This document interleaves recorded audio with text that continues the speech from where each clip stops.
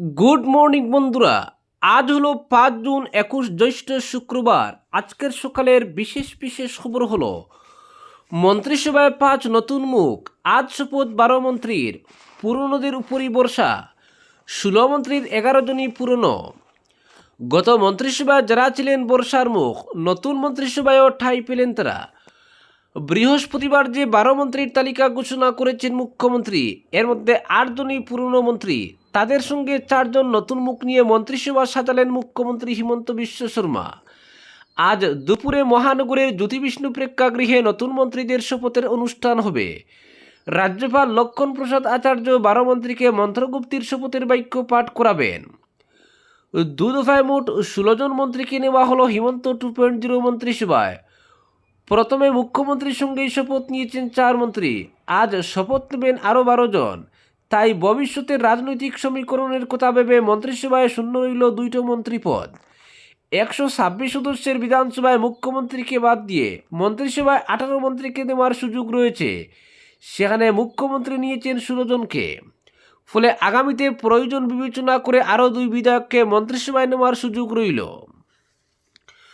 সব মিলে যে 16 মন্ত্রীকে টাই দেওয়া হয়েছে মন্ত্রিসভায়, তাদের মধ্যে 11 জনই পুরনো মন্ত্রী। মুখ্যমন্ত্রী ফের ভরসা করেছেন তাদের উপর। সেই তালিকায় রয়েছেন অশোক সিংহল, বিমল বোরা, জয়ন্ত মল্ল বড়ুয়া, কৌশিক রায়, কেশব মহন্ত, কৃষ্ণেন্দু পাল, পীযূষ হাজারিকা, রনজ পেগু, অতুল বোরা, অজন্তা নিয়োগ এবং চরণ বড়। মন্ত্রিসভায় নতুন মুখ হিসেবে স্থান পেয়েছেন 5 জন। তারা হচ্ছেন রামেশ্বর তেলী, সুশান্ত বুড়াগুহাই, বিশ্বজিৎ দৈমারি, অশ্বিনী রায় সরকার এবং নীলিমা দেবী। নতুন মন্ত্রীদের মধ্যে রামেশ্বর তেলী কয়েকবারের সাংসদ, কেন্দ্রীয় মন্ত্রীও ছিলেন। বিশ্বজিৎ দৈমারিও সাংসদ ছিলেন 2 বার। বিধানসভার অধ্যক্ষের দায়িত্ব পালন করেছেন। কংগ্রেস ছেড়ে বিজেপিতে আগত সুশান্ত 4 বারের বিধায়ক। অশ্বিনী রায় সরকারও 3 বার জয়ী হয়েছেন বিধানসভায়। একমাত্র নীলিমা দেবী প্রথমবারের বিধায়ক। সম্ভবত মহিলার প্রতিনিধিত্ব বৃদ্ধি করতেই অজন্তা নিয়োগের সঙ্গে তাকেও নেওয়া হয়েছে মন্ত্রিসভায়। তবে মন্ত্রিসভায় স্থান পাওয়ার কথা শুনে নীলিমা নিজেও আশ্চর্য হয়েছেন। মন্ত্রিসভায় বিভিন্ন জাতি জনগোষ্ঠীর প্রতিনিধিত্ব দেওয়া, এলাকাভিত্তিক মন্ত্রী নেওয়া ইত্যাদি বিভিন্ন সমীকরণ মেনেই বিধানসভা সাজিয়েছেন মুখ্যমন্ত্রী। কিন্তু এক জনগোষ্ঠী থেকে একজন মন্ত্রী নেওয়া হয়েছে। মুখ্যমন্ত্রী অবশ্য আগেই পরিষ্কার করে দিয়েছেন, বিধায়ক সংখ্যা বেশি হওয়ার ফলে এক জনগোষ্ঠী থেকে একাধিক মন্ত্রীকে নেওয়ার সুযোগ নেই মন্ত্রিসভায়। তাই 4 জনগোষ্ঠীর একমাত্র প্রতিনিধি হচ্ছেন রামেশ্বর তেলী।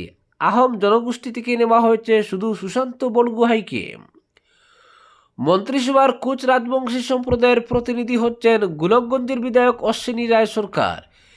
দীর্ঘদিন পর নিম্ন আসামের ধুবড়ী জেলা এবার মন্ত্রী পেয়েছে।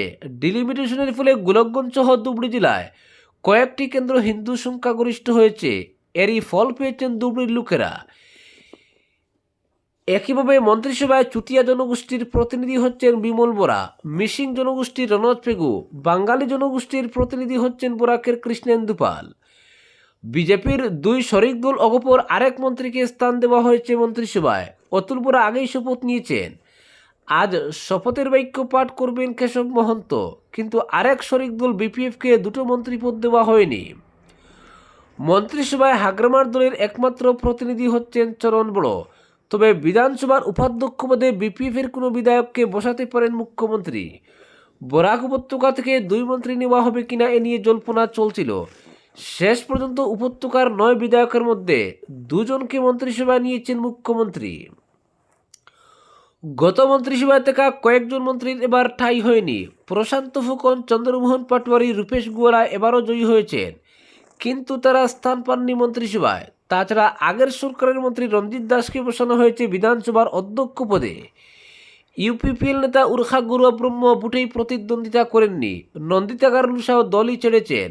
ফলে তাদের শূন্যস্থান পূরণ করেছেন নতুন 5 মন্ত্রী। অপরদিকে ভরসা পারদর্শিতার পুরস্কার কৌশিক কৃষ্ণেন্দু পালকে। দুজনেই মুখ্যমন্ত্রীর ভরসা রেখেছেন। কম সময়ে বিভাগ চালানোয় পারদর্শিতার সাক্ষ্য রেখেছেন। তাই বরাকে কৌশিক কৃষ্ণেন্দুর পুরনো 2টির উপরই আস্থা রাখলেন মুখ্যমন্ত্রী। দুজনকেই ফের মন্ত্রিসভায় স্থান দিয়েছেন তিনি। আজ 12 মন্ত্রীর সঙ্গে শপথ নেবেন কৌশিক রায়, কৃষ্ণেন্দু পালও। তবে মন্ত্রিসভায় গোটা আসামের বাঙালি জনগোষ্ঠীর একমাত্র প্রতিনিধি হচ্ছেন কৃষ্ণেন্দু। বরাক উপত্যকা থেকে এবার কাদের মন্ত্রিসভায় নেওয়া হবে তা নিয়ে জল্পনা ছিল তুঙ্গে, কারণ বরাকের 3 জেলা থেকে এবার জয়ী হয়েছেন বিজেপির 9 বিধায়ক। ফলে কৌশিক কৃষ্ণেন্দুর সঙ্গে মন্ত্রিসভায় স্থান পাওয়ার দাবিদার হয়ে ওঠেন কমলাক্ষ পুরকায়স্থ এবং রাজদীপ রায়ও, কিন্তু মুখ্যমন্ত্রী তাদের কথা বিবেচনা করেননি। মন্ত্রিসভায় বরাকের প্রতিনিধি হিসেবে সেই কৌশিক কৃষ্ণেন্দুর উপরই ভরসা করেছেন তিনি।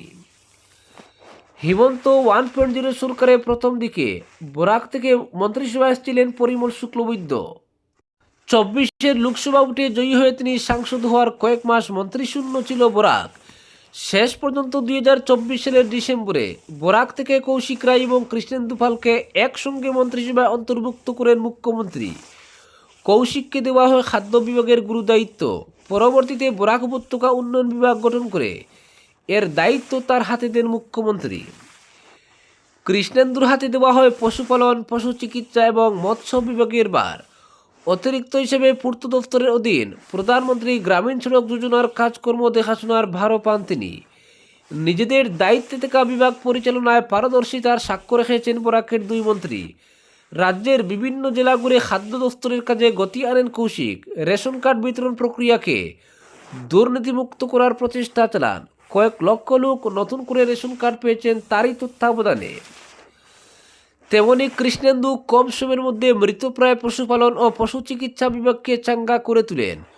পশুপালনের মাধ্যমে স্বাবলম্বী হওয়া এবং পশু চিকিৎসা বিভাগের পরিকাঠামো গ্রামে গঞ্জে ছড়িয়ে দেওয়ার কাজ করেন তিনি। কম সময়ের মধ্যে তার উদ্যোগে বেশ কিছু যুগান্তকারী প্রকল্প রূপায়ণ করা হয় এবং পশুপালন ক্ষেত্রে আধুনিক বিজ্ঞানসম্মত কয়েকটি প্রতিষ্ঠানও স্থাপিত হয় রাজ্যে। একই সঙ্গে মৎস্য বিভাগের কাজেও গতি আসে। মাছের উৎপাদনে আসামকে স্বাবলম্বী করার লক্ষ্য নিয়ে কাজ করেন তিনি। ফলে বরাকের 2 মন্ত্রীর কাজেই প্রশংসা জুটে মুখ্যমন্ত্রীর। কিন্তু কৌশিক কৃষ্ণেন্দু দুজনেই মাত্র 15 মাসের জন্য মন্ত্রিত্ব পেয়েছিলেন। এরই মধ্যে ভালো কাজ করেছেন। ফলে এবার পূর্ণ সময়ের জন্য মন্ত্রিত্বের দাবিদার ছিলেন দুজনেই। মুখ্যমন্ত্রীর সঙ্গে বরাকের 2 মন্ত্রীর যথেষ্ট সম্পর্ক ভালো।